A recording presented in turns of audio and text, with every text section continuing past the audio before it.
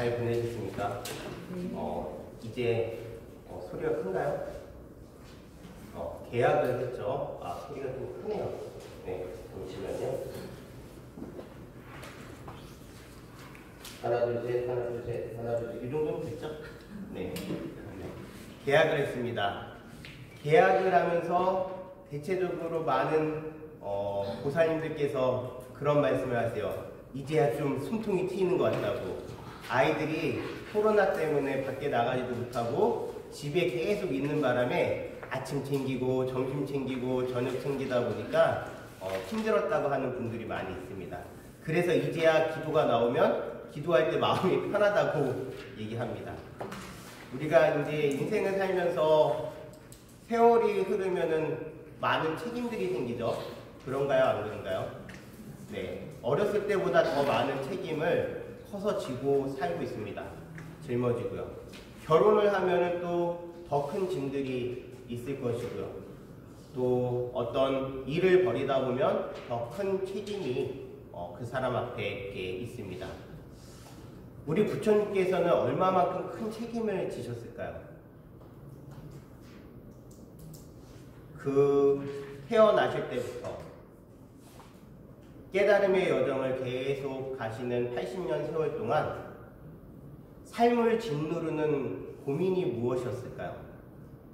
그것은 태어나기 전부터 쓰여온 바로 우리 인류, 즉 우리 모든 존재들이 어떻게 하면은 괴로움이라는 윤회 속에서 벗어나서 진정한 해방, 해탈로서 마음의 평안을 얻을 수 있을까를 공부하시고 그리고 발견하시고 그 발견한 것을 우리에게 전해주시고 그 전해주시는 걸 열심히 전해주심으로써 이제 사람으로서의 우리 부처님의 생애가 조금씩 이제 죽음으로 어떻게 보면은 사람으로서는 죽음이고 부처님으로서는 그 열반에 다가가고 있는 시간입니다.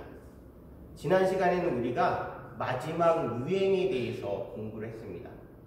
유행이라는 것은 돌아다니면서 수행하는 것을 유행이라고 얘기한다라고 제가 말씀드렸습니다. 부처님께서는 이제 삶을 마감하시면서 열반을 드시기 전에 한 2년간을 또 열심히 인도 전역을 돌아다니시면서 마가다구구부터 시작해서 위로 올라와서 나중에 후시나라로 향하는 여정 속에서 많은 비구들에게 올바른 법을 설하셨습니다. 당신께서 이 세상에 존재하지 않는다고 하더라도 그것은 열애가 사라진 것이 아니라 열애의 법을 따르고 열애의 공부를 하는 모든 사람들이 있는 이상 열애는 절대 사라지지 않는다라는 것을 강조하셨습니다. 그래서 우리에게 지난 시간에 어떤 말씀을 하셨냐면 열애가 사라진다고 해서 열애의 법이 남겨져 있기 때문에 항상 자등명하고 법등명하라라고 말씀하셨습니다. 자등명, 법등명이라는 것은 무엇이냐? 법을 따르고 있는 자기 스스로를 잘 점검하라는 얘기입니다. 자기의 몸을, 자기의 느낌을, 자기의 마음을, 자기의 마음의 대상들을 점검함으로써 재행이 무상하고, 즉 모든 것들이 다 흐르고 변화하고 항상되지 않고 그 항상되지 않고 변화하는 속에서 나라고 할 만한 것이 없고 그 나라고 할 만한 것이 없는 것 가운데 모든 것들이 다 고통이고 번뇌이니 그 고통과 번뇌를 벗어나 열반의 적정, 마음의 평안을 얻으라고 끊임없이 가르치셨습니다. 그 여정 속에서 몸도 많이 아프셨고요. 왜냐? 이제 점점 노쇠해지시기 때문에요. 그래서 아난다에게 뭐라고 이야기했냐면 낡은 수레가 가죽분에 동염해서 억지로 그것을 움직이는 것처럼 나의 몸도 또한 그러하구나라고 말씀하실 정도로 그랬습니다. 또 중각강당에서 많은 비구니 대중들에게 이제 3개월 있으면 무엇에 들 것이다? 단열반, 완전한 열반에 들 것이다 라고 선언하셨습니다. 오늘은 이제 마지막 공양입니다. 부처님께서 드신 마지막 공양 얘기를 하면서 부처님과 관련된 그리고 부처님의 마지막 모습과 관련된 이야기를 해볼까 합니다.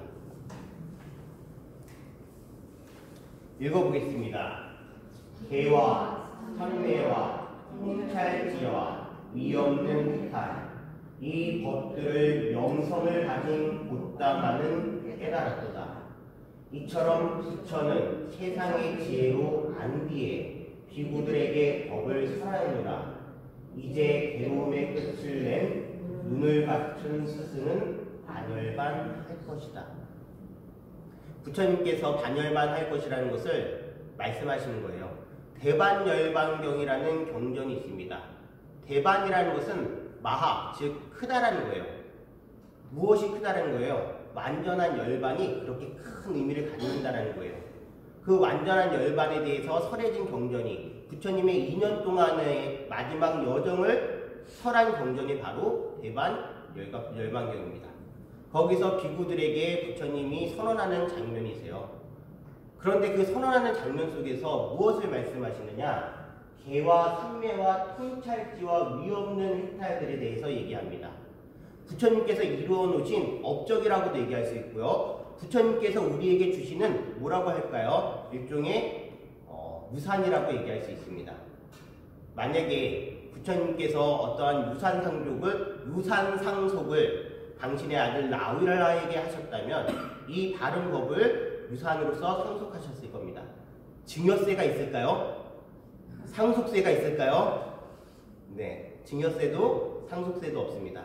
하지만 엄청난 의미를 가지고 있습니다. 개라는 것은 무엇인가요? 개라는 것은 삶의 바른 태도입니다. 삶의 바른 태도 속에서부터 바로 시작하는 것이 불교입니다. 많은 분들이 불교를 믿으면서 당신의 삶의 태도에 대해서는 간과하고 있는 경우가 많이 있습니다. 불교를 어떻게 믿을 때 그냥 일종의 무언가를 빌어서 무언가를 얻으려고 하는 종교로만 불교를 믿을 때는요, 대체적으로 당신의 삶과는 상관이 없어요. 여러분들, 삼재부적이라는 거 들어보셨나요? 삼재가 되면 여러분들 삼재기도 해요, 안 해요? 해요, 안 해요? 하죠? 그런데 그 삼재 부할 때 뭐 삼재 부적을 태우네, 아니면 지갑에 넣고 다니는 부적을 뭐 받았네, 이런 거 불교에서도 해요, 안 해요? 합니다. 그런데 이거는 불교가 받아들인 무속신앙의 모습이에요. 그렇죠? 그것을 불교라고 얘기할 수는 없습니다. 무속신앙을 불교가 받아들였기 때문에 그러한 모습을 가지고 있는데, 물론 그것이 잘못됐다는 것이 아니에요. 하지만요, 한번 보세요. 매일 말썽을 부리고 도박을 하고 사람들을 때리고 언행을 거칠게 하고 이러한 사람이 삼재기도 올려놓고 삼재부적을 태우고 그 다음에 뭐 삼재부를 가지고 있는다고 해서 삼재가 사라질까요? 삼재가 사라질까요? 아니에요. 삶의 태도를 얼마나 바르게 갖느냐가 그 사람의 삶재를 줄여주는 역할을 해요. 삼재가 무엇이에요? 옛날에는 삼재가 이거였어요. 화재. 이번에 큰 불이 났죠? 이거는 자연 위협적인 자연 재앙이에요. 모든 그 근처에 사는 사람들이 느껴야 되는, 동업 중생이 느껴야 되는 재앙이에요. 화재, 흉재, 수재, 불난리, 물난리, 바람난리. 하지만 일반적으로 개개인에게는 삼재는 이것이 얘기하는 게 아니에요. 무엇을 얘기하냐면 대체적으로 구설수. 구설수가 뭐예요? 사람들 입에 막 계속 오르락 내리락 거리는 거예요. 그 다음에 또 관제수가 있어요. 그건 뭐예요? 시험이요? 아니에요. 감옥에 갇히는 거예요. 어떤 잘못을 해가지고. 와, 아까 전에 불교 얘기할 때는 눈이 안 초롱했어요. 막 다들 장 이렇게 오는데 했는데, 요거 뭐 삼재 얘기하면서 관제수 얘기하니까 갑자기 눈이 네. 자, 아까 얘기했죠. 관제수, 그 다음에 또 구설수, 그 다음에 뭐요? 손괴수, 재물을 손해보는 거예요. 이것이 개개인에 해당되는 삼재라고 얘기해요. 하지만 이런 모든 것들이 대체적으로 어떤 거에 비롯되느냐? 자기가 얘기한 입으로 지은 업에 따라서, 자기가 몸으로 지은 업에 따라서, 자기가 생각한 업에 따라서 그러한 삼재들이 풍파를 일으켜요. 따라서 개라는 것은 삶의 태도를 먼저 잘 지킴으로써 부처님의 가르침을 계속 층층이 쌓으려고 하는 가장 기본적인 단계가 무엇이다? 개라는 거예요. 이어서 개를 잘 지키고 나서 삶의 태도 속에서 무엇을 얻어야 된대요? 무엇을 얻어야 된대요? 삼매. 요거 다음에 삼매예요. 개를 통해서 무엇을 얻어요? 삼매가 뭐예요? 여러분들 아이들 게임하면요, 엄마가 한번 뭐라 그래도 들리는지 안 들리는지 막 게임하는 거 봤나요? 예전에 뭔가 재밌는 책을 읽는다면 지하철에서 막 사람들이 막 떠들고 뭐 하더라도 책 읽을 때 그 사람 소리가 들리는 것이 아니라 막 책에 빠져가지고 읽었던 적 기억나나요? 아니면 만화책 이런 거요. 자, 그것들이 무엇을 얘기하는 거냐? 독서 삼매, 게임 삼매 이렇게 붙여서는 안 되겠지만 예를 들어서 고도로 집중된 상태를 얘기해요. 그것이 무엇이다? 바로 삼매예요. 삶의 태도를 바르게 가져서 마음이 안정이 되면 고도로 집중된 그러한 의식세계를 갈 수가 있어요. 그것을 통해서 얻는 것이 무엇이다? 이어서 그것을 통해서 얻는 것이 통찰지예요. 통찰지가 뭐예요? 통찰이 뭐예요, 여러분들? 네? 두루두루 잘 살펴보는 거예요. 제가 만약에 이 순간 수업을 하면서 여러분들의 반응을 일일이 다 살펴보는 거, 그걸 뭐 다른 말로는 피드백이라고도 하지만 통찰을 한다는 거예요. 이 사람들의 반응이 어떤지, 이 사람 마음이 어떤지, 삶의 현상이 무엇인지, 우주의 진리는 무엇인지, 이 모든 것들을 통찰하는 것이 무엇이다? 통찰지예요. 통찰지를 왜 갖고자 해요? 왜 모든 사람들의 마음속에 번뇌가 일어나는지를, 내 마음속에 번뇌가 왜 일어나는지를 꿰뚫어 보기 위해서 무엇이 필요해요? 통찰지가 필요해요. 그것은 어느 상태에서 가능하느냐? 고도로 집중된 상태에서만 가능해요. 나의 근원을 바라보는 거예요. 당신의 근원을 바라보는 거예요. 여러분들, 나이가 많이 되고 많이 이렇게 먹고 그리고 삶이 바빠지면요, 주위 사람들의 말이 잘 들리지 않아요. 대화는 했는데 뒤돌아서면 저 사람이 뭐가 얘기했는지 하나도 기억이 안 나요. 그건 왜 그럴까요? 내 삶이 너무 바빠서 저 사람한테 별로 신경 쓰고 싶은 마음도 없거냐, 신경을 쓸 수도 없어요. 그냥 빠르게 쿡쿡쿡쿡 가버려야 이라고 저거 생각하고 저거 생각하고 저거 생각해요. 하지만 그럴 때 내 마음을 내가 잘 보고 있느냐? 그것도 절대 아니에요. 내 마음을 잘 보지 못하고 있기 때문에 나중에 나이가 먹었을 때, 직장을 퇴직하고 나서 갑자기 허무한 생각을 들고, 갱년기가 왔을 때 갑자기 허무한 생각이 들고, 자식들이 다 컸을 때 갑자기 삶이 다 끝난 것 같이 허무한 생각을 드는 이유는 무엇이냐? 자기를 통찰하지 못했기 때문에 발생하는 것들이에요. 자, 그렇게 통찰지를 통해서 이제 무엇이 와요? 위없는 해탈이 와요. 위없는 해탈은 무엇이죠? 바로 모든 번뇌로부터 풀려나고 벗어난 상태를 무엇이라 그런다? 위없는 해탈이라고 얘기해요. 마침내 궁극적으로 우리가 추구해야 되는 것이죠. 개와 삼매와 통찰지와 이 모든 걸 통해서 우리는 무엇으로 가고 있다? 위없는 해탈로 가고 있다는 거예요. 삶을 강관, 즉 놓아버리는 것이 아니라, 포기하는 것이 아니라 다르게 봄으로써 그것 속에서 우리가 얽매이지 않는 것으로 가는 것, 그것이 바로 위없는 해탈의 모습이에요. 그것을 부처님께서는 모두 다 깨달으셨어요. 그리고 이룩하셨고, 그리고 깨달은 세월 내내 그것을 실천하셨어요. 그런 후에 그것들을 비구들에게 말씀하셨어요. 훌륭한 유산을 우리에게 남겨주셨어요.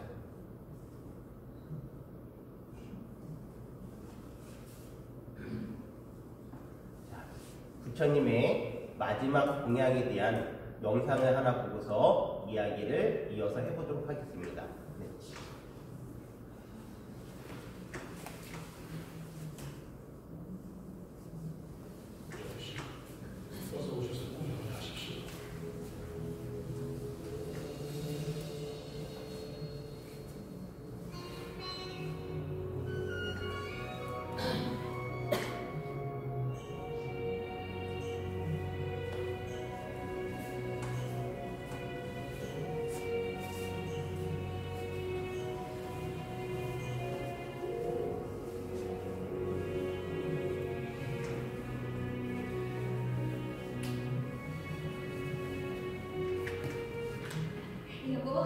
이것을 부탁해 분양하지 않았어요. 어서 가서 올리세요. 그래, 잊어버리고 있었네.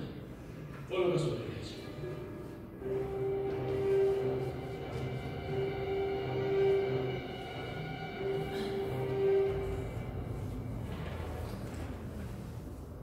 이 달콤한 요리를 흘리는 것을 잊고 있었네요.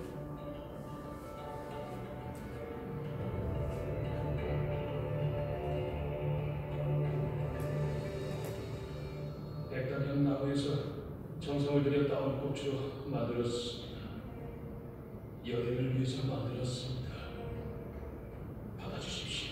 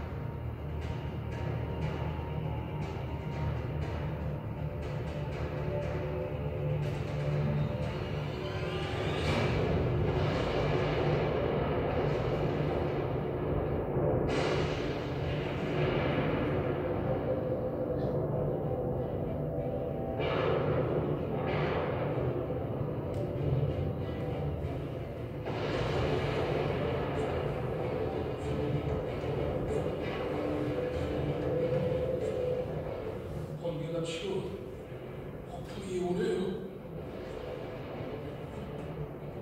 우기도 아닌데 웬일이지?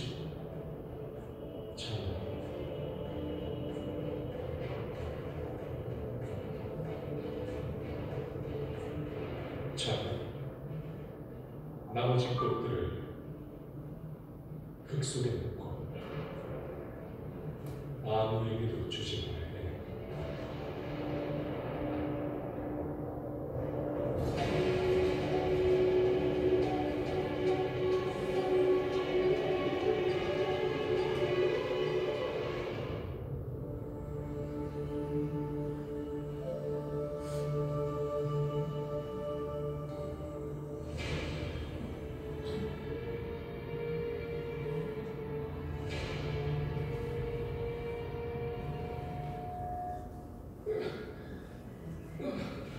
부탁. 왜 그러십니까, 부탁? 여기서 잠시 쉬어가자. 아니다. 비구들과 함께 먼저 가래요. 해안이와 강변에서 거기서 모두 만나세요. 나무 밑에 함께 부축하고. 예, 여기서 잠시 쉬겠다. 예.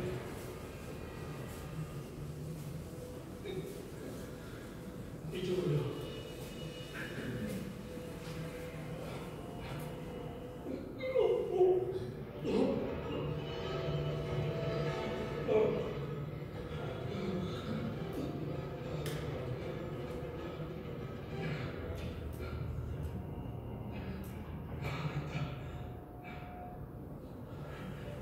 목이 마르다. 나가서 물을 좀 가져와.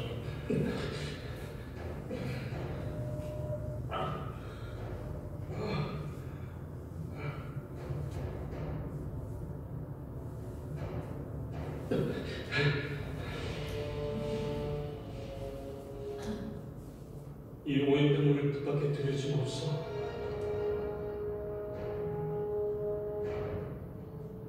부탁. 물. 목이 마르구나. 목이 말라. 부탁. 물이 매우 오염되어 있습니다. 도저히 마실 수도 없습니다. 카프타에 갈 때까지 조금만 기다리십시오. 그곳에 도착하는 즉시 마실 물과 목욕물을 준비하겠습니다. 이 밤에 물을 담아라. 괜찮아. 어서 가라. 예, 부탁.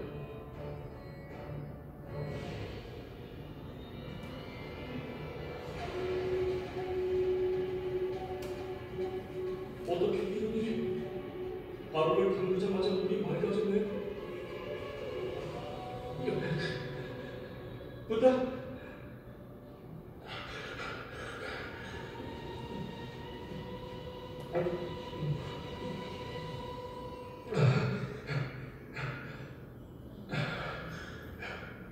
부다.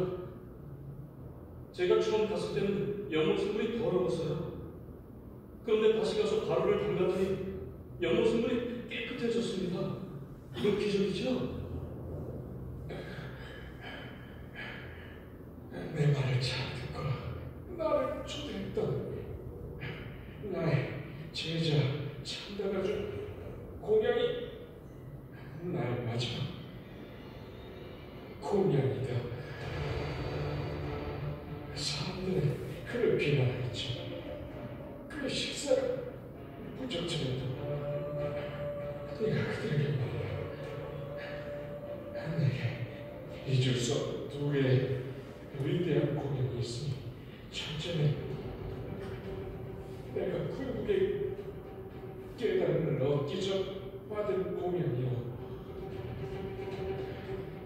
둘째는 내가 열반에 이르기 전 받은 공연이다. 참나는 죄책감을 느껴서 오히려 이 공약을 내게 올렸음을 행복해 해야 한다.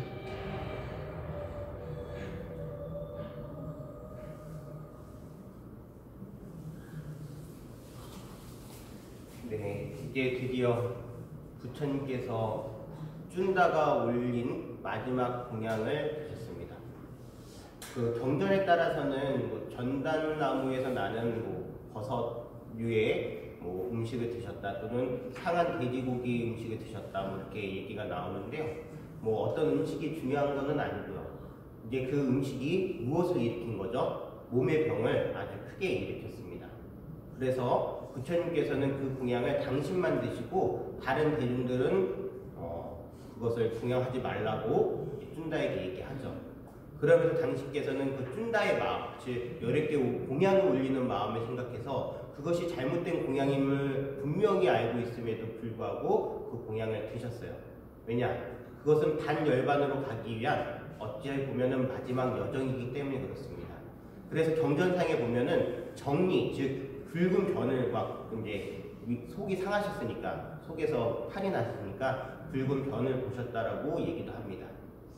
부처님께서 이제 빠를 떠나서 저쪽 계속 꾸시나라로 가는 길목을 향해서 이제 공양을 마치고 갔을 때 이 정리 현상이 너무 심하고 몸이 피곤하셔가지고 자리를 깔고서 누워 계시면서 아난다에게 부탁을 합니다. 무엇을요? 물을 떠오라고요. 왜냐? 이게 설사를 계속 하면은 뭐가 마르죠? 이제 수분이 부족한 거예요. 그래서 그것이 수분이 부족하기 때문에 물을 떠오라고 얘기했음에도 불구하고 아난다가 수레가 막 지나간 자리에 물이 흙탕물이 되어 있을 테니까 그 물은 절대로 부처님께 드릴 수 없다라고 계속 사양을 합니다. 부처님께서 세 번째 부탁을 했을 때 억지로 가서 떴을 때 바루를 탁 대자마자 물이 어떻게 됐다고요? 깨끗한 물이 됐다고요. 아나는 어찌 보면 부처님을 믿지 못한 거예요. 이건 나쁘게 좀 얘기한 거예요. 왜냐? 이것을 얘기함으로써 우리 시자 아난이 부처님께 지었던 좀 여러 가지 죄에 대한 이야기를 오늘 좀 해볼까 해요. 이것은 아난을 비방하려고 하는 것이 아니라 아난이 어떠한 허물을 지었는지 알므로써 나중에 우리가 경전 결집을 할 때 왜 아난이 마하가섭에게 있어서 약간의 박해를 받았는지에 대한 이야기를 나중에 하기 위한 중간 과정이라고 생각하면 됩니다. 자, 볼게요. 무슨 죄? 아난의 돌길날죄예요.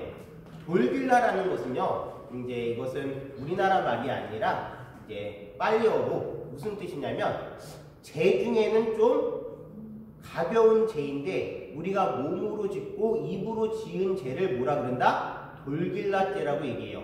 아난이 입으로 지은 죄, 몸으로 지은 죄 중에 아주 큰 범죄를 한 것이 아니라 가벼운 죄에 해당이 되는 그거 죄. 우선 아난은 6가지의 죄를 졌다고 경전에 나오고 있습니다. 근데 그 6가지 죄 중에 뭐 이런 것들이 있어요. 우선은 부처님께서 만류하신 게 있어요. 어떤 걸 만류하셨냐면 아난이 간청을 드리죠. 무엇을 간청을 드리죠? 비구니 승가를 만들어 달라고 간청을 드립니다. 부처님께서 그것을 처음에 승낙하셨나요? 안 하셨나요? 안 하셨죠. 아난이 계속 거듭해서 청하다 보니까 부처님께서 승낙을 하셨어요. 그러면서 뭐라고 말씀하셨냐면 정법이 500년 후퇴된다라고 말씀하셨어요. 이것이 지금은 이제 이 남녀 평등 사회고 모든 승가에 차별이 없고 하지만 비구니 승단이 처음 만들어질 때 아난이 무리하게 부탁한 모습이에요. 그리고 또 아난이요 어떤 좀 일을 했냐면은 부처님 가사를 정리하다가 여러분들 이 가사라는 게 뭐예요? 천이죠. 바람이 불면 어떻게 돼요? 막 펄럭여요. 그래가지고 이걸 잘 접기가 힘들까요? 쉬울까요? 바람이 불면은 이 접기가 쉽지가 않아요. 그런데 부처님 가사를 정리하다가 바람이 너무 심하게 불어서 혼자 부처님의 가사를 대다 보니까 부처님의 가사를 뭐 했을까요? 발로 밟은 다음에 그것을 댔어요. 그것이 또 아난이 저지른 죄 중의 죄예요. 또 여러 가지가 있는데 그 중에서 부처님의 열반과 관련된 죄를 오늘 경전을 보도록 하겠습니다. 암시와 비 그리고 때늦은 간청이라고 하는 부분 보시기 바랍니다. 아주 중요한 내용이 있기 때문에 꼼꼼히 읽어보면서 이야기를 해볼까 해요. 부처님은 분명히 암시를 했습니다. 무엇을 암시했느냐? 나중에 읽어보면 알겠지만 당신이 7 동안 이 세상에 머물 수 있음을 암시했어요. 그때 세존께서는 오전에 옴매무새를 가다듬고 바르와 가사를 수하고 걸식을 위해서 외살리로 들어갔다. 외살리에서 걸식을 하며 공양을 마치고 걸식에서 돌아와 아난다 존자를 불러서 말씀하셨다. 아난다야, 자구를 챙겨라. 자구라는 것은 이제 앉는 데 쓰는 도구를 얘기해요. 낮 동안의 머물을 위해서 짜빨라 탐묘로 가자. 그렇게 하겠습니다. 세존이시여. 라고 아난다 존자는 세존께 대답한 뒤 자구를 챙겨서 세존의 뒤를 따라갔다. 세존께서는 짜빨라 탐묘로 가셔서 마련된 자리에 앉으셨다. 아난다 존자도 세존께 절을 올린 뒤 한곁에 앉았다. 한곁에 앉은 아난다 존자께서 아난다 존자에게 세존께서는 이렇게 말씀하셨다. 아난다야, 외살리는 아름답구나. 우대나 탐묘도 아름답고 보따막과 탐묘도 아름답고 삽다빡과 탐묘도 아름답고 바우붓다 탐묘도 아름답고 사란다다 탐묘도 아름답고 짝발라 탐묘도 아름답구나. 아난다야, 누구든지 4가지 성취수단을 닦고 많이 공부짓고 소래로 삼고 기초로 삼고 확립하고 굳건히 하고 부지런히 닦은 사람은 원만하기만 하면 일겁을 머물 수도 있고 겁이 다하도록 머물 수도 있다. 아난다야, 열에는 4가지 성취수단을 닦고 많이 공부짓고 수레로 삼고 기초로 삼고 확립하고 굳건히 하고 부지런히 닦았다. 열에는 원하기만 하면 일겁을 머물 수도 있고 겁이 다하도록 머물 수도 있다. 지금 부처님께서는 무슨 암시를 하신 거죠? 아난에게? 여러분들, 제가 이제 여러분들하고 이야기하는 가운데 웃긴 얘기이지만 저는 김치찌개를 좋아해요. 김치볶음밥을 좋아해요. 계속 먹는 얘기를 하고 있어요.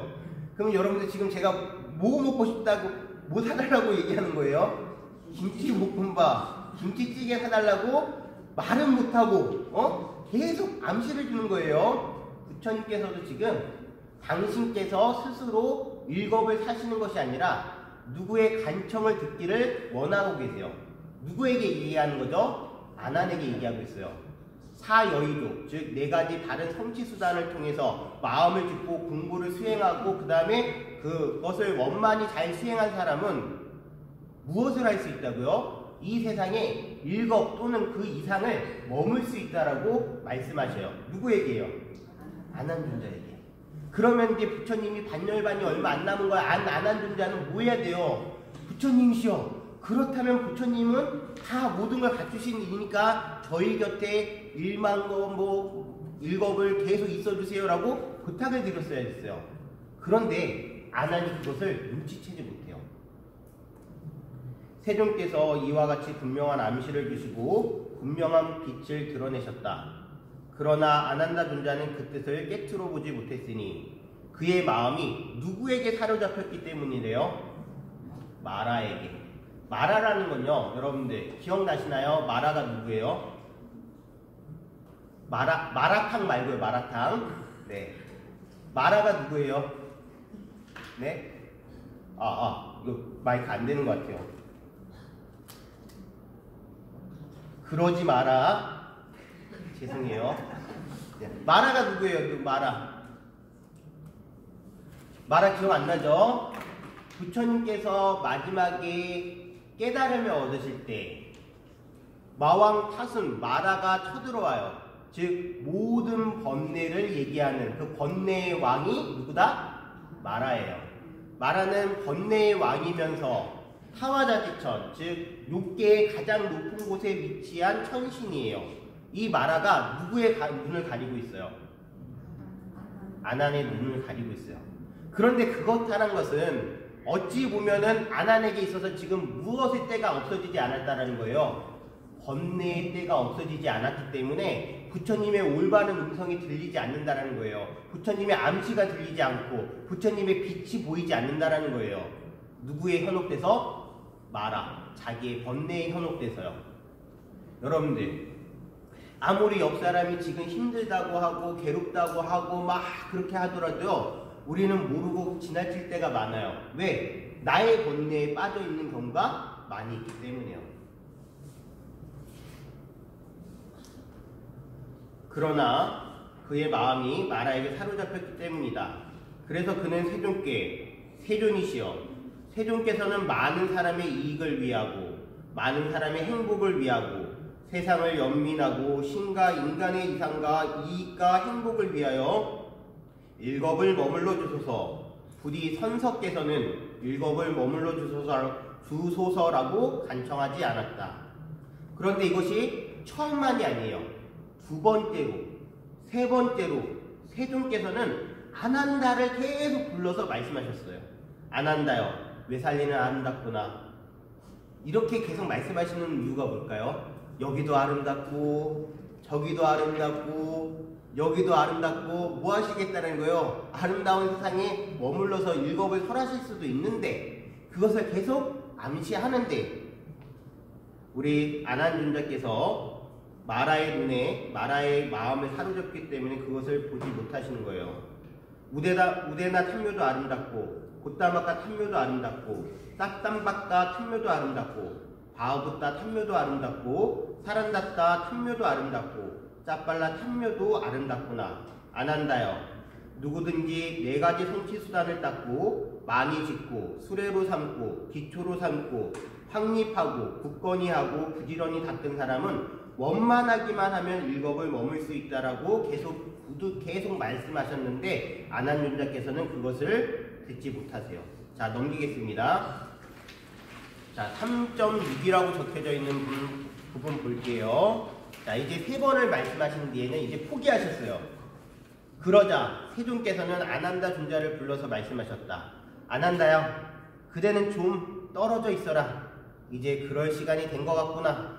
그렇게 하겠습니다, 세존이시여 라고 아난다 존자는 세존께 대답한 뒤 자리에서 일어나 세존께 절을 올리고 오른쪽으로 3번 돌아 경의를 표한 뒤 멀지 않은 곳에 있는 어떤 나무 아래 앉았다. 아난다 존자는 끝내 부처님이 주신 암시를 보지 못하고 듣지 못하고 이제는 부처님께서 뭐라 그러죠? 아난다야, 너 좀 멀리 떨어져 있어 라고 그럽니다. 그때 누가 나타나는 줄 아세요? 그때 부처님 앞에 누가 나타나는 줄 아세요? 마라가 나타납니다. 이제 마라가 부처님께 간청을 드려요. 부처님, 이제는 드디어 부처님께서 열반에 드실 시간입니다. 이제는 단 열반에 드시기 바랍니다. 마라는 이때만 나타나는 것이 아니에요. 부처님께서 깨달음을 얻자마자 부처님께서 그 깨달음을 설하시기도 전에 이 마라가 와서 얘기해요. 위 없는 깨달음을 얻으신 분, 이제는 열반에 드실 시간입니다. 깨달음을 얻으셨기 때문에 바로 열반에 드시라고 간청을 하셔요. 누가요? 마라가요. 이 세상에 가장 위대하시고 모든 번뇌를 승리하시고 번뇌를 굴복하신 그분을 죽음으로 열반으로 이끄는 거예요. 왜 마라가요? 다른 이들의 윤회의 고통을 끊는 것을 볼 수가 없기 때문에요. 그래서 깨달음을 얻자마자 부처님께 반열반을 말씀하세요. 하지만 부처님께서 그때 당시에도 뭐라고 말씀하셨느냐? 이렇게 말씀하셔요. 열애는 당신이 깨달은 이 법을 모든 비구, 비구니, 승가와 우바세, 우바이들이 잘 따르고 잘 성취하는 것을 본 뒤에 뭐 하시겠다? 반열반에 드시겠다. 그러자 이제 마라가 얘기가 하는 거죠. 부처님, 예전에 말씀하신 것처럼 이제 많은 이들이 부처님의 진리를 따르고 그리고 그것을 성취하고 그것을 성취하기 위해서 노력하고 있습니다. 이제는 가실 때가 됐습니다. 라고 얘기했을 때 부처님께서 뭐라고 말씀하셨느냐? 지금은 아니니까 마라야 물러나라. 내가 3개월 뒤에 반열반에 들겠다라고 말씀하십니다. 죽음을 3개월 동안 준비하신 거예요. 뭐 하신 거죠? 당신의 마지막 유운을 남기기 위해서요. 자, 이어서 3.38이라고 되어 있는 부분 보겠습니다.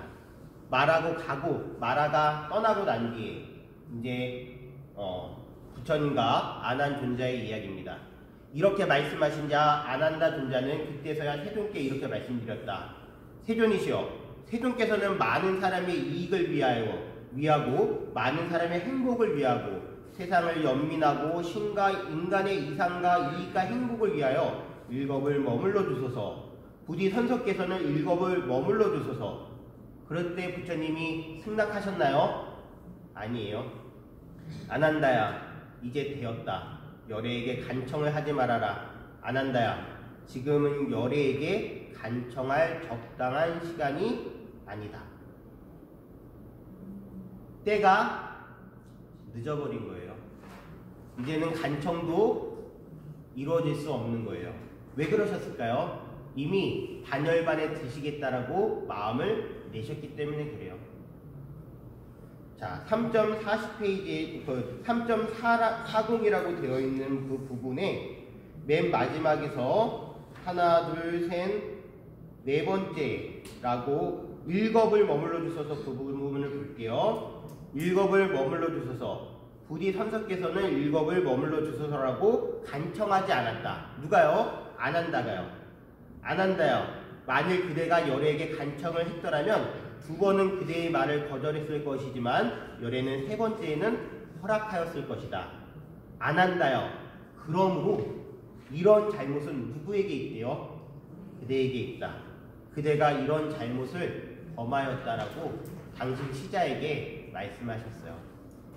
안타까운 일이죠. 부처님께서 일겁을 머무르시면서 여기서 법을 펼치셨다면 아마 더 많은 사람들이 올바른 깨달음으로 가는 길에 있어서 큰 힘이 됐을 거예요.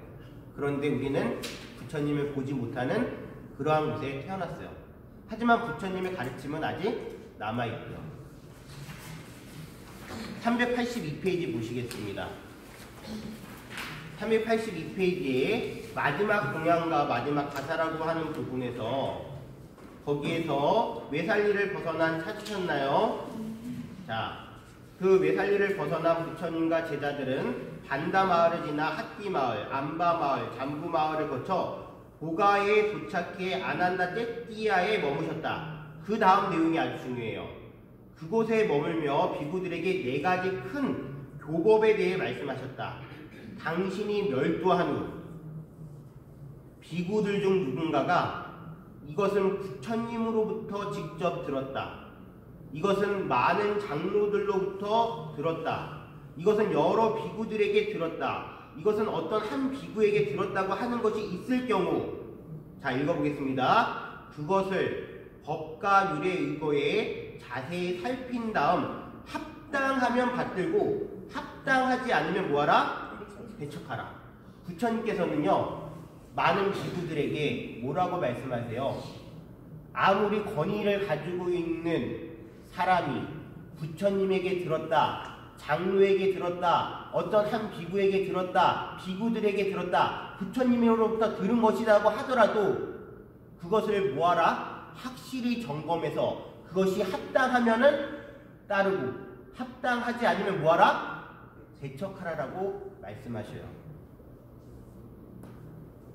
그만큼 열애의 부재의가 있을 때 많은 이들이 법을 가지고 뭐하기 때문에 자기의 권위를 내세우려고 하기 때문에 그러한 우려 때문에 이런 말씀을 하신 거라는 거 여러분들 알아두도록 하겠습니다.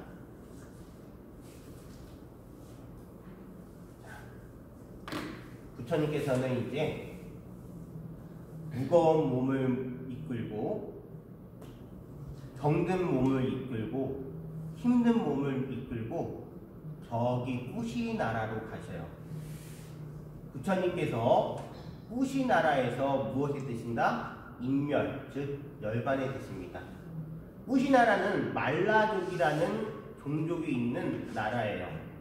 어찌 보면 부처님께서 유행을 하시던 그 처음의 발걸음, 즉 까필라 성에서 출가를 하시고 저 마가다국으로 오시는 사이에 가운데에 있는 것이 무엇이다? 바로 꾸시나라라는 나라예요.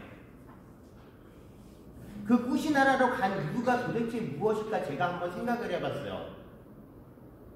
그 가운데 길에 그 위에 가면은 당신이 태어난 삭갈족에 있는 무슨 나라? 까필라와트가 있는 곳이에요. 근데 왜 당신이 태어난 곳으로 가시지 않고 그 중간 지점 꾸시나라에서 열반에 드셨을까라고 생각을 해본다면 이미 까필라와트는 그 종족이 멸망해 가고 있었어요. 그래서 당신의 많은 친지들이 출가를 해서 당신의 권속, 즉 부처님의 권속이 됐어요. 비구, 비구니가 됐어요. 이제는 고향에 가봤자 그 예전의 모습은 갖추지가 않았어요. 하지만 제가 생각했을 때 그 고향에 대한 마음이 있었기 때문에 맨 마지막 여정이 마가다국에서 시작해가지고 위로 올라가는 그 여정 속에서 가운데 길에서 그 생을 마감하시지 않았을까라는 생각을 해요. 고향에 대한 그리움도 분명히 있을 것이고 당신의 수행 여정에 대한 그러한 그리움도 분명히 있을 것이라고 저는 생각을 해요. 깨달음을 얻으신 부처님이 아니라 사람으로서의 곧다마 시다르다라는 충분히 그랬을 것이다 라는 그러한 생각을 해요. 돌아가시기 전에도 많은 한묘의 아름다움을 말씀하신 것처럼 세존, 천신들의 모든 이들의 천인사, 천신과 인간의 스승이기 이전에 또 한 분의 사람이기 때문에 그러한 마음이 생기지 않았을까라는 그러한 생각을 해봅니다. 자, 꾸시나라에 대한, 즉 산라나무에 대한 이야기를 하기 전에 제가 놓친 부분이 있어서 383페이지 보도록 하겠습니다. 자, 383페이지에 어떤 내용이 나오냐면 쭌다가 마지막 공양을 울린 후 부처님께 법을 청하는 내용이 나옵니다. 그 법을 청하는 내용에서 쭌다는 우바세예요. 우바세는 누구죠? 바로 부처님 가르침을 믿는 남자 신도들을 뭐라 그런다? 우바세라 그래요. 그 우바세로서 어떠한 질문을 했냐면 올바른 사문의 종류에는 어떤 것이 있습니까? 사문이란 누구예요? 출가를 해가지고 바로 올바른 깨달음을 얻기 위한 그러한 수행자들을 뭐라 그런다? 사문이라 그래요. 그러한 사문의 종류에는 어떠한 종류가 있느냐라고 여쭤본 것이 쭌다의 설법 요청이에요. 그거에 대해서 부처님께서는 이 세상에 4가지 존재의 사문이 존재한다라고 이야기하십니다. 보실게요. 세존이시여 찾으셨나요? 세상에는 몇 종류의 사문이 있습니까? 가운데 부분입니다. 사문에는 4종류가 있습니다. 첫째는 도를 실천함이 뛰어난 사문이고, 자 여기서 도를 실천함이 뛰어난 사문일 때 도라는 것은 어떤 도를 얘기할까요? 도를 믿습니까? 그때 도입니까? 아니죠.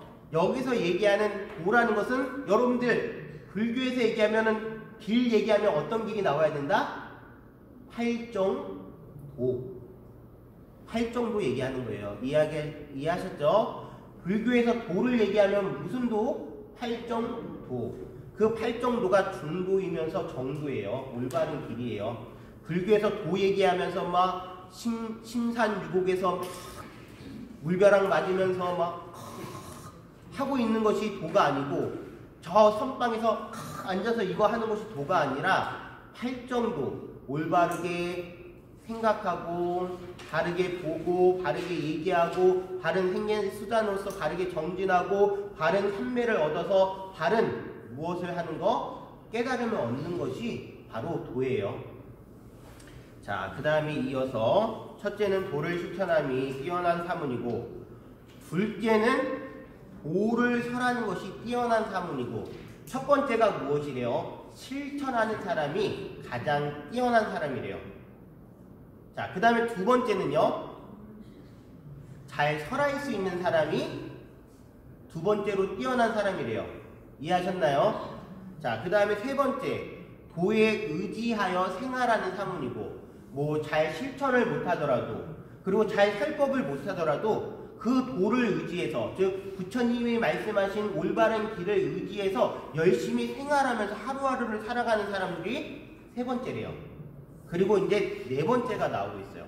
네 번째가 무엇이죠? 넷째는 도를 행하는 척하며 악만 저지르는 사문입니다.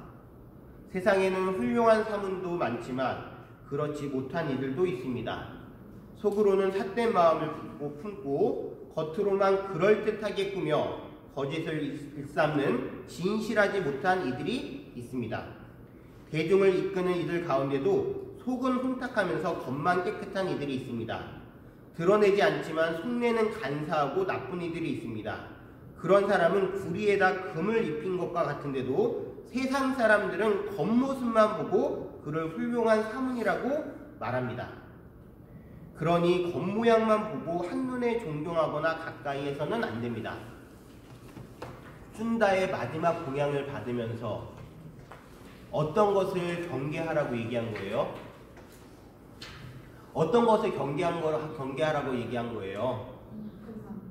겉모습만 보고서 따라다니지 말라는 얘기예요. 출가 사문을 존경하고 공양하고 할 때 겉모습만 보고서 그것이 대단한 큰 스님이네, 저 훌륭한 스님이네 해가지고 따르다 보면은 뭐한 것과 똑같다는 거예요. 구리에다가 금만 입혔을 뿐이지 그것은 금이 아니라는 얘기예요. 여러분들도 마찬가지예요. 이제 오랫동안 이제 불교를 믿으실 거죠. 나중에 개종을 안 하신다면, 네, 불교를 믿으실 거예요. 제가 누누이 강조하지만 스님 따라다니면 돼요, 안 돼요? 절대 안 돼요. 스님 따라다니는 건 정말 불교를 잘못하고 있는 거예요. 누구 따라서 가야 돼요? 부처님 따라서요. 근데 그 부처님 이 세상에 존재하셔야 안 존재하셔요?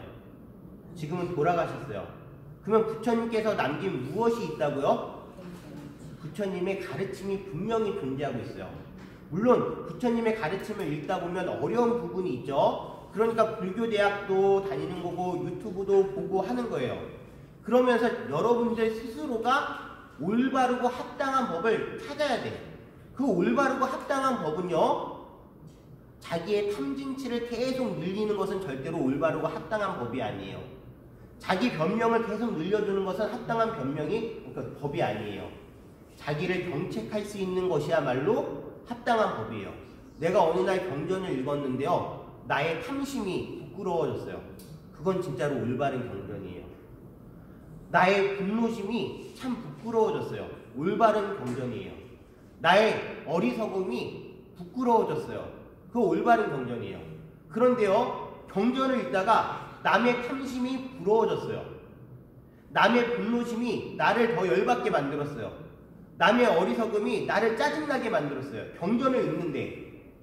그러면 잘못된 거예요. 자, 그런 다음 자기를 점검한 다음에 이제 어떤 스님이든 법을 잘 실천하는 분은 자기가 바른 안목을 가지고서 보면 다 보여요. 그런 다음에도 그 스님을 따라가서는 안 돼요. 왜냐? 스님도 사람이에요. 실수를 해요, 안 해요? 당연히 실수를 해요. 그런데 뭐 실수했다고 아우 처음과 다르게 왜 저러냐라고 얘기할 필요가 없어요. 실수함으로써 그 길을 가고 있는 분들이 또 스님이기 때문에, 그렇기 때문에 여러분들은 누구로서의 길을 가면 된다? 불자 부처님의 제자로서의 길을 가시기만 하면 되는 거예요. 이해하셨나요? 네, 아주 좋은 얘기가 부처님께 우바세, 즉 마지막 공양을 받으면서 당신이 없는 자리에서 어떻게 법을 따르고 승가를 따를 것인가에 대한 이야기를 하신 내용입니다. 자, 넘겨서요. 이제 드디어 저기 말라죽이 있는 뿌시나라로 도착하셨습니다. 북으로 산라나무 아래에 누우셨어요. 산라나무라는 것은 여러분들 우리가 알고 있는 사라쌍수를 얘기합니다. 사라쌍수 아래에서 부처님께서 열반이 드셨다. 그때 오른쪽 옆구리를 대고서 누우셨다. 뭐 이런 장면이 나오는데 북으로 산라구루 나무 아래에서 이제 몸을 쉬시고 계셨어요. 경전상에 보면 승갈이라는 게 있어요. 승갈이가 무엇이냐면 여러분들 우리 요 중국과 한국, 일본, 요 동아시아 계통에서는 장삼이라는 게 있어요. 이게 장삼이에요. 이것은 어디서 나왔을까요? 이렇게 보면은 이런 거 어디서 많이 봤어요? 유교 법식에서 선비들이 옛날에 이렇게 폼 긴 거에다가 여기다가 도포해서 뭐 꺼내고 하는 거 봤나요? 봤죠? 그것이 이 불교에 들어와가지고 이러한 제도가 생긴 거예요. 이것은 남방불교로 가면 볼 수가 있나요? 없나요? 없어요. 우리 한국, 중국, 그리고 일본, 동아시아 계통에서만 볼 수가 있어요. 이제 남방불교에서는 좀 달라요. 모든 것들이 다 가사로 이루어졌어요. 승갈이라고 하는 것은 대가사를 얘기해요. 겉에 입는 겉옷과 비슷해요. 그 겉옷을 까셨어요. 까시고 그 자리에 누우셨어요. 산라나무 아래에서. 누우니까 많은 꽃들이 떨어지고 있어요. 아난이 그 장면을 보면서 감동을 받았는지 부처님께 말씀드려요. 부처님이시여, 산라나무도 부처님께 공양을 올리는 것 같습니다. 라고 했을 때 부처님이 경책을 하시면서 말씀하세요. 뭐라고 말씀하시느냐? 보세요. 아난다. 꽃을 뿌린다고 열애를 공양하는 것은 아니다.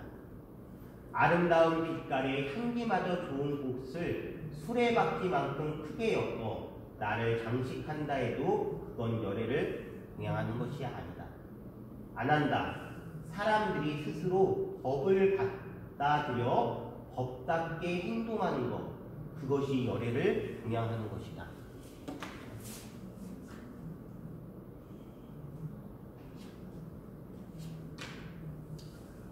이 세상에서 가장 위없는 깨달음을 얻으신 분께서요, 말씀하시는 내용이에요. 많은 스님들이든 권위가 있는 다른 종교가들이든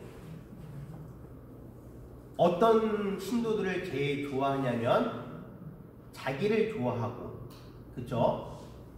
자기한테 무언가를 가져다 주고 자기에게 공양을 올리는 그러한 종교 신도들을 좋아하지 않을까요? 맞죠? 대체적으로 다 그래요. 그런데 위없는 깨달음을 얻으신 우리 부처님께서는요, 그것이 자기를 공양하는 것이 절대 아니라고 말씀하셔요. 진정으로 자기에게 공양을 올리는 사람은 어떠한 사람이 자기에게 공양을 올리는 것이다?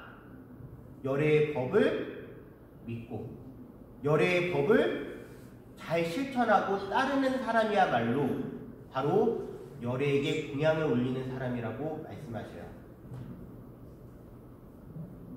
진짜로 존경받을 만한 분이시고요, 위없는 분이세요.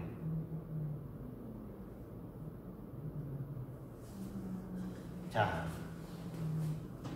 389페이지입니다. 389페이지에 똑같은 내용이 나오고 있습니다.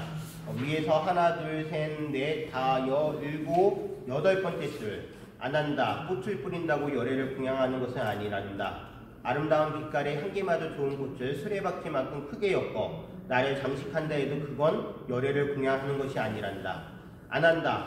사람들이 스스로 법을 받아들여 법답게 행동하는 것. 그것이 나를 열애를 공양하는 것이다. 라고 말씀하시면서 어떤 말씀 나오시나요? 오은 12처 18개에 나와 나의 것은 없다는 것을 깨닫는 것. 그것이 열애에게 울리는 최상의 공양이다.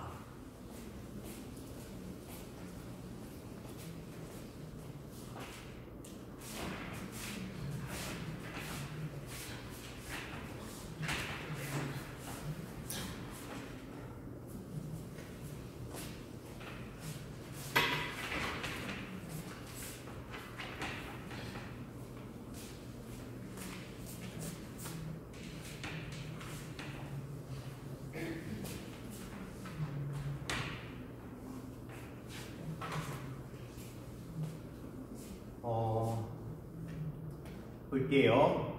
부처님께서 말씀하셨어요. 열애께 울리는 최상의 공양이 무엇이래요? 온 12저 대 무엇이 없대요? 무엇이 없대요? 나와 나의 것이라고 할 만한 것이 없다는 것을 올바르게 깨닫고 실천하는 것이야말로 열애에게 울리는 최상의 공양이라고 말씀하셔요. 오온이 무엇이에요?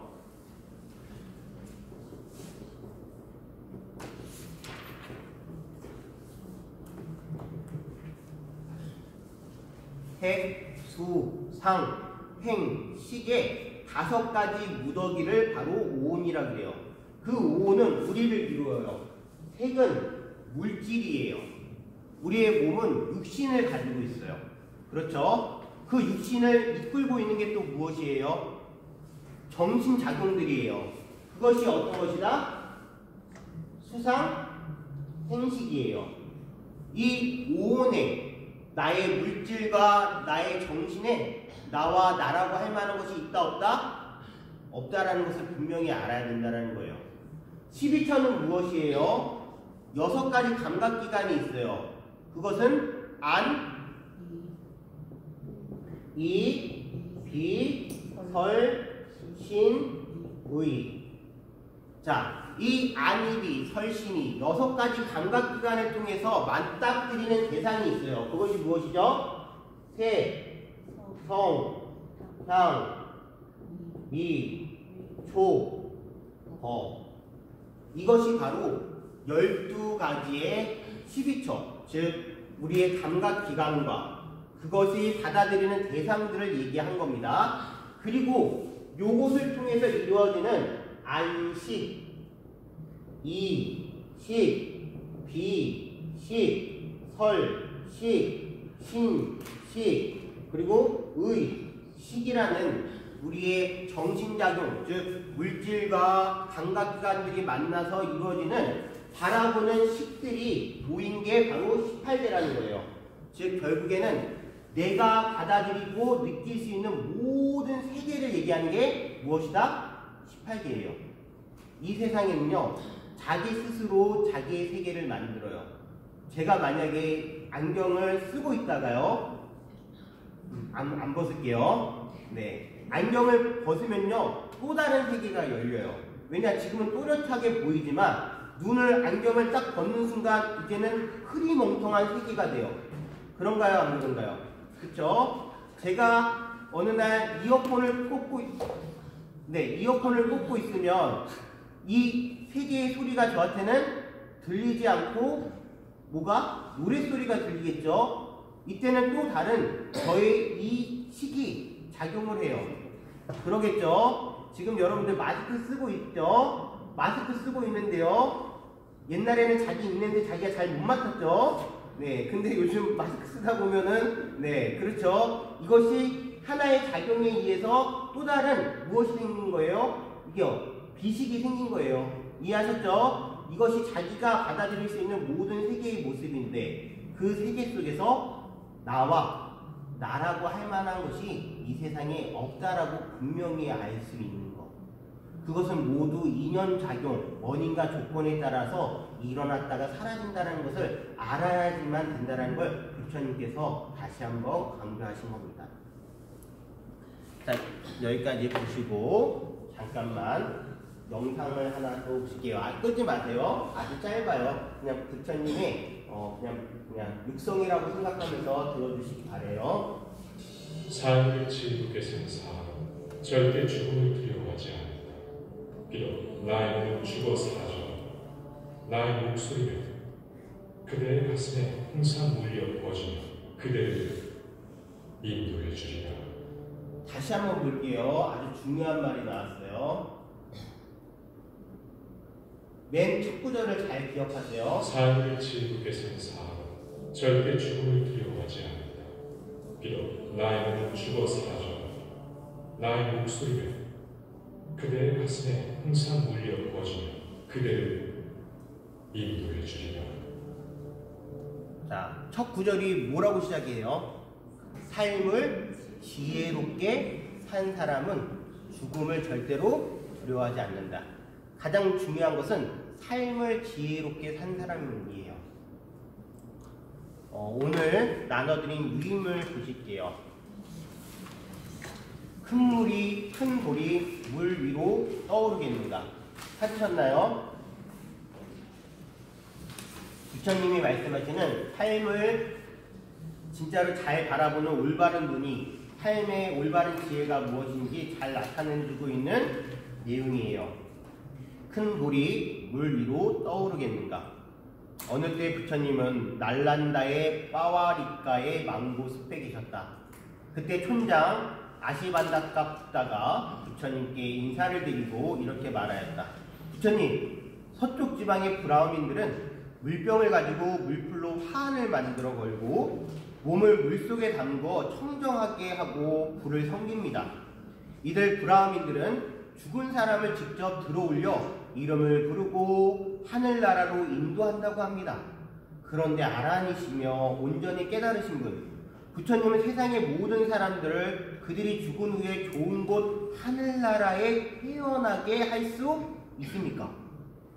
자, 이 촌장님이요, 어느 서쪽 지방의 브라흐민들이 하는 종교 의례를 보는 거예요. 죽은 사람을 들어 올렸다 나왔다 기도도 하고 흐르는 물에 몸도 씻고 불을 섬기고 해가지고 좋은 곳에 태어나게끔 기도도 하고 하는데, 이 세상에서 가장 위없는 위없는 깨달음을 성취하신 우리 부처님께서는 모든 이들을 진짜 좋은 세계로 다 데려가실 수 있느냐, 이 얘기를 여쭤보는 거예요. 자, 읽어보겠습니다. 어떤 종교인들은 그러겠죠. 다 갈 수 있어. 기도만 해. 나한테 공약만 잘 올려. 나를 믿어. 믿음이 곧 이렇게 얘기할 거예요. 하지만 부처님 뭐라고 말씀하셨는지, 그러면 촌장이여, 내가 질문을 할 테니 대답해 주시오. 여기 어떤 사람이 살아있는 생명을 죽이고 주지 않는 것을 훔치고 삿된 음행을 하고 거짓말을 하고 이간질을 하고 악담을 하고 쓸데없는 말을 하고 욕심과 악의와 잘못된 견해로 가득 차 있다고 합시다. 그런데 많은 사람들이 그의 주변에 모여와서 기도하고 찬가를 외우고 합장하고 돌면서 말하기를, 이 사람이 죽은 후 좋은 곳 하늘나라에 태어나게 하소서라고 기도한다면, 촌장이여, 이런 많은 사람들의 기도 덕분에 아니면 찬가 때문에 아니면 합장하고 그를 돌았기 때문에 그 사람이 죽은 후 좋은 곳 하늘나라에 태어나겠습니까? 그렇지 않습니다. 부처님. 촌장이요, 어떤 사람이요, 이제 더 황당한 말씀을 하시는 거예요. 커다란 돌을 깊은 물에 던져 넣었다고 합시다. 그런데 많은 사람들이 모세 주변에 모여와서 기도하고 찬가를 외우고 합장하고 돌면서 말하기를, 착한 돌멩이야 떠올라라, 착한 큰 돌멩이야 물가로 나오려무나 라고 한다면, 이런 많은 사람들의 기도 덕분에, 아니 찬가 때문에, 아니 합장하고 못을 돌았기 때문에 그 큰 돌이 모디로 솟아올라 물가로 나오겠습니까? 그렇지 않습니다, 부처님. 이와 마찬가지로 촌장이요, 여기 어떤 사람이 살아있는 생명을 죽이고 주지 않는 것을 훔치고 삿된 음행을 하고 거짓말을 하고 이간질을 하고 악담을 하고 쓸데없는 말을 하고 욕심과 악의와 잘못된 견해로 가득 차 있다고 합시다. 그런데 많은 사람들이 그의 주변에 모여와서 기도하고 찬가를 외우고 합장하고 돌면서 말하기를 이 사람이 죽은 후 좋은 곳 하늘나라에 태어나게 하소서라고 기도한다 하더라도 그는 죽은 후 나쁜 곳 지옥에 태어날 것입니다. 그러나 촌장이요, 반대로 어떤 사람이 생명을 죽이지 않고 주지 않는 것을 훔치지 않고 삿된 음행을 하지 않고 거짓말을 하지 않고 이간질을 하지 않고 악담하지 않고 쓸데없는 말을 하지 않고 탐욕을 부리지 않고 악의가 없고 바른 견해를 가지고 있다고 합시다. 그런데 많은 사람들이 그의 주변에 모여와서 기도하고 찬가를 외우고 합장하고 돌면서 말하기를 이 사람이 죽은 후 비참한 곳 나쁜 곳인 지옥에 태어나게 해주십시오라고 기도한다면 촌장이요, 이런 많은 사람들이 기도 때문에 아니면 찬가 때문에 아니면 합장하고 그를 돌았기 때문에 그 사람이 죽은 후 나쁜 곳에 지옥에 태어나겠습니까? 그렇지 않습니다, 부처님. 참 경전을 읽으면 읽을수록요, 우리 부처님께서는 너무나 합리적인 신분이에요. 세간의 이치를 거스른 적이 절대로 없으세요. 어떤 스님이요, 사람을 고쳐준다고 그러고 기도하면은 막 대박나게 해준다 뭐 해주고 이렇게 한다면요, 우리 부처님께서 뭐라고 생각하셨을까요? 뭐라고 생각하셨을까요? 야, 대단하다, 난 그런 거 가르친 적 없는데 라고 생각하셨을까요? 이것은 분명히 불교가 아니다라고 말씀하셨을 거예요. 그렇죠? 그리고 나서 가사를 뺏어버렸을까요? 응? 많은 이들이 속고 있어요. 기도라는 것은, 무언가 열심히 빈다라는 것은 잘못된 것을 바른 이치로 돌리려고 하는 것이, 더 잘못된 길로 가려고 하는 것이 절대로 아니에요. 우리는 이 삶에 대해서 애착이 있어요. 뭔가 지금 건강하지 않고 생명이 위협받는 분들은요, 어떤 누군가 특별한 사람이 특별한 능력을 가지고 자기를 막 고쳐주길 원해요. 그래서 뭐 기도해서 나았다라고 얘기할 수도 있어요. 또는 어떤 이제 돈을 원하는 분이 어떤 기도를 통해서 대박이 날 수도 있어요. 그거 다 가능해요. 이 세상에 인연이 맞으면 다 가능해요. 하지만 복진타락이에요. 복이라는 것은요, 다 쓰면 다 그 나락으로 떨어지게 돼 있어요. 결국에는 자기 스스로 자기를 구원하지 못하고 자기를 끌어올리지 못하면 그 모든 것들은 다 일시적인 것에 불과해요. 그것은 또 다른 고통을, 또 다른 윤회를 만들어내요. 이와 마찬가지예요. 절대로 자기가 지은 업을 그 누군가에 의해서 없앨 수가 없어요. 자기 본인이 자기 업을 밝히지 않는 이상요. 촌장이요, 어떤 사람이 한 단지의 기름을 깊은 못에 물속에 넣은 후 그 단지를 깨뜨렸다고 합시다. 깨진 단지 조각들은 가라앉을 것이고 기름은 위로 떠오를 것입니다. 그런데 많은 사람들이 모세 주변에 모여와서 기도하고 찬가를 외우고 합장하고 돌면서 말하기를 착한 기름아 가라앉아라, 착한 기름아 아래로 내려가거라 라고 기도한다면 촌장이요, 이런 많은 사람들의 기도 덕분에 아니면 찬가 때문에 아니면 합장하고 못을 돌았기 때문에 그 기름이 아래로 가라앉든지 아래로 내려가겠습니까? 그렇지 않습니다, 부처님. 이와 같이 촌장이요, 어떤 사람이 생명을 죽이지 않고 주지 않는 것을 훔치지 않고 삿된 음행을 하지 않고 거짓말하지 않고 이간질하지 않고 악담하지 않고 쓸데없는 말을 하지 않고 탐욕을 부리지 않고 악의가 없고 바른 견해를 가지고 있다고 합시다. 그런데 많은 사람들이 그의 주변에 모여와서 기도하고 찬가를 외우고 합장하고 돌면서 말하기를 이 사람이 죽은 후 비참한 곳 나쁜 곳인 지옥에 태어나게 해주십시오라고 기도하더라도 그는 좋은 곳인 천상세계에 태어날 것입니다. 이와 같이 부처님이 말씀하셨을 때 촌장 아시판 딱가붓다는 부처님의 진짜로 훌륭한 말씀을 찬탄하면서 부처님께 기이하여 제가 신도가 되었다. 어떤 사람이 자신의 삶의 태도를 올바로 가졌다면 모든 이들이 그 사람이 지옥에 떨어져라 하더라도 그 사람은 그 사람의 업에 따라서 좋은 곳에 태어날 수밖에 없다라는 거예요. 이것이 바로 삶의 지혜를 올바르게 확실하게 쓰는 그러한 모습이에요. 이해하셨나요? 자, 노래를 한 곡 들어보도록 하겠습니다.